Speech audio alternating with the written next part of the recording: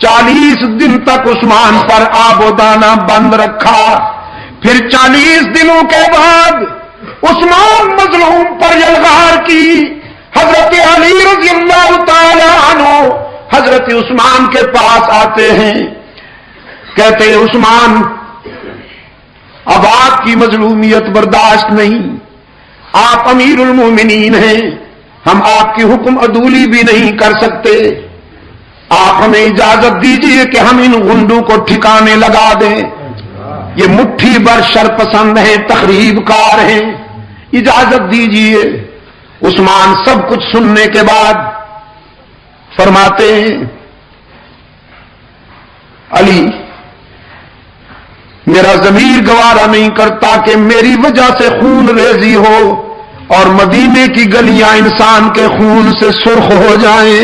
حضرت علی فرماتے ہیں امیر المومنین کتنے دنوں سے آپ کو بھوکا رکھا گیا ہے, پیاسا رکھا گیا ہے.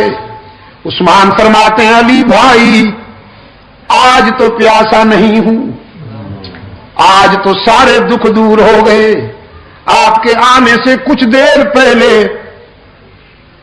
غنودگی کی کیفیت تھی, بے خودی کا عالم تھا.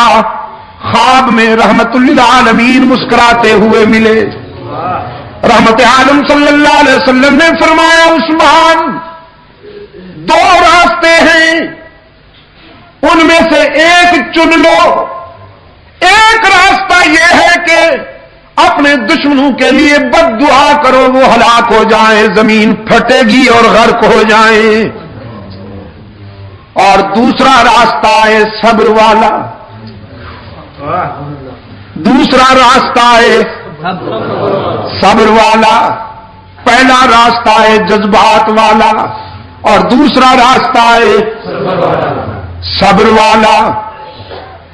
تو اگر صبر کرو, روزہ رکھا ہوا ہے آپ نے, افطاری ہمارے ہاں عالم برزخ میں آ کے کرنا. حضرت عثمان نے فرمایا میں نے اپنے آقا سے کہہ دیا ہے حضور میں دوسرا راستہ پسند کرتا ہوں, صبر کروں گا. آپ دعا فرمائیں کہ اللہ مجھے صبر کے مرحلے میں کامیاب کر دے. رحمت عالم صلی اللہ علیہ وسلم نے سینے سے لگا لیا.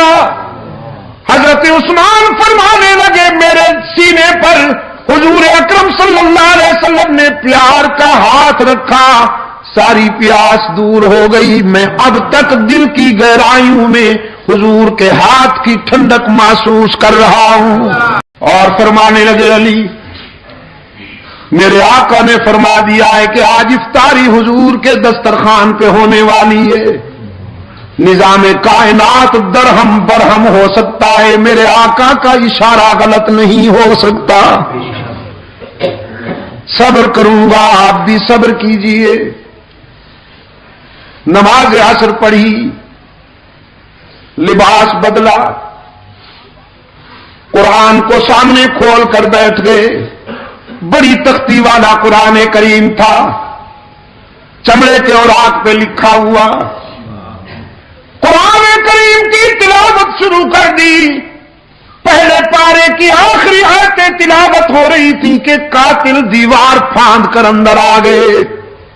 حضرت عثمان کے سینے میں انہوں نے سلاخیں اتاری, داڑھی مبارک کو پکڑ کر نوچا, سینے میں سلاخیں اتاری.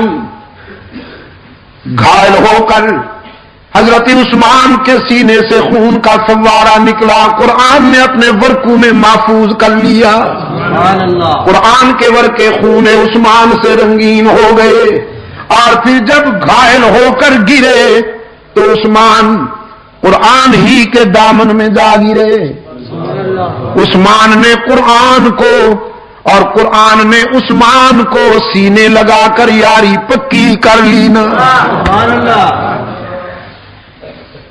حشر کے میدان میں شہداء جب اللہ کی عدالت میں پیش ہوں گے, کسی شہید کی شہادت کی گواہی ریت کے ذرے دیں گے, کسی شہید کی شہادت کی گواہی تلوار کی دھار دے گی, کسی شہید کی شہادت کی گواہی خنجر دے گا, کسی شہید کی شہادت کی گواہی خون گریبان دے گا. تیرو کمان دے گا. عثمان وہ مظلوم ہے، اس کی شہادت کی گواہی اللہ کا قرآن دے گا.